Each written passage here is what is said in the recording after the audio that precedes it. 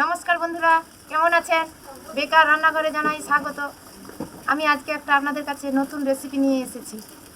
রেসিপিটার নাম হলো মোচার ঘন্ট। কিভাবে মোচার ঘন্টটা বানানো হয় চলুন কিভাবে রেসিপিটা বানাই আপনারা দেখুন। দেখুন বন্ধুরা, প্রথমে আমি জায়গাতে জল দিয়ে দিচ্ছি, গরম হচ্ছে, তাতে ছোলা দিয়ে দিচ্ছি। এই ছোলাটা ফুটে যাচ্ছে, সেদ্ধ হয়ে গেছে। এবার মোচাটা দিয়ে দিচ্ছি এই গরম জলে। বন্ধুরা, এই গরম জলের মধ্যে মোচা দিয়ে দিচ্ছি, সামান্য একটু হলদি দিচ্ছি আর সামান্য পরিমাণের একটু নুন দিতে হবে। মোচাটা 10 থেকে 15 মিনিটের মধ্যে সেদ্ধ হয়ে যাবে। সেদ্ধ হয়ে গেছে, এবার মোচাটা ছেঁকে নেব। দেখুন বন্ধুরা, মোচাটা ছেঁকে নিচ্ছি।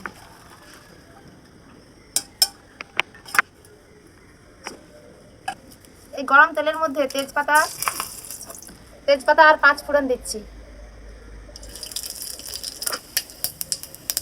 এটা একটু লাল লাল হয়ে গেলে এটা কষে নিচ্ছি। কড়াই বসিয়ে দিয়েছি, কড়াইটা গরম হয়ে গেলে তেলটা দিয়ে দেবো। কড়াই গরম হয়ে গেছে, এবার তেলটা দিয়ে দিচ্ছি।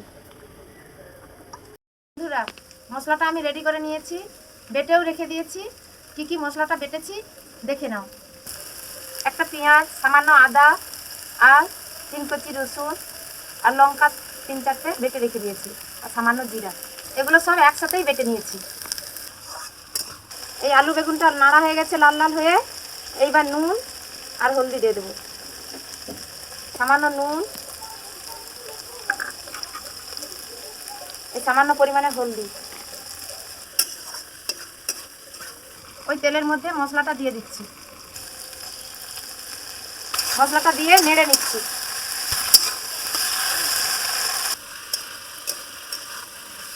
মশলাটা কষা হয়ে গেছে, এইবার মোচাটা দিয়ে দেব। এই মোচাটা দিয়ে দিলাম। মোচাটা দিয়ে একটু নেড়ে নিলাম। মোচাটা একটু কষা হবে, 5 মিনিট ধরে কষার পরে জল দিয়ে দেব। এইবার সামান্যতম জল দিয়ে দিচ্ছি পরিমাণ মতো।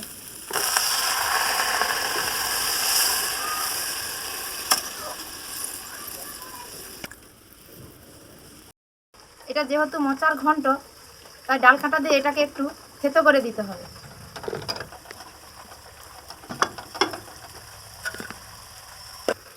দেখুন বন্ধুরা, ঘন্টটা হয়ে গেছে, এইবার আমি নামিয়ে নেব।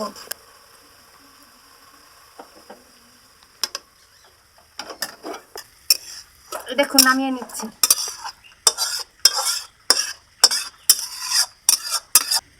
বন্ধুরা দেখুন, ঘন্টটার দিকে দেখুন কি সুন্দর হয়েছে।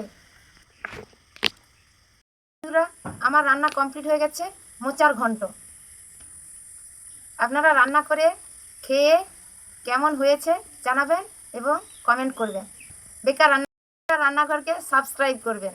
আপনারা সুস্থ থাকবেন, ভালো থাকবেন। পরবর্তীকালে আমি আবার নতুন রেসিপি নিয়ে আপনাদের কাছে আসবো।